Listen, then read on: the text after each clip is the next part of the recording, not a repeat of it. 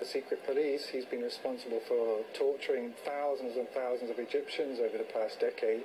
He's the CIA's point man in Cairo for the rendition program. He spends half of his time in Israel.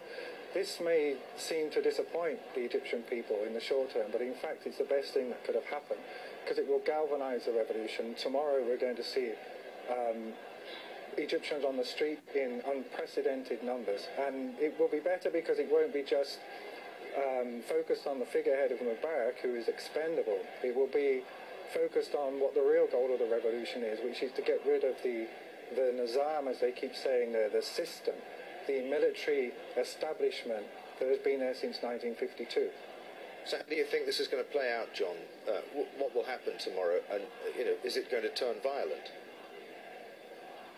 It all depends. I mean, tomorrow we're going to see massive, massive demonstrations, unprecedented demonstrations, because this is a real insult to the dignity of the Egyptian people, and they're not going to accept it. The Egyptian people, I lived there for a decade, and among ordinary Egyptian people, and they absolutely hate this man. They loathe Mubarak.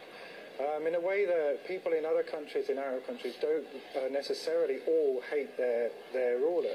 I lived in Saudi Arabia, and you would actually encounter people in Saudi Arabia who had some good things to say about the king.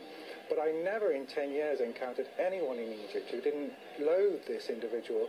And I know that they're going to be very, very angry, and tomorrow they'll be out on the street in their millions. The question is, because the army is saying that it's going to re-establish order, whether tomorrow is a kind of tipping point in the sense that the army moves against the protesters, and if it does, there's going to be absolute chaos, massive violence, and we're going to see possibly one of the most violent revolutions in the history of the world.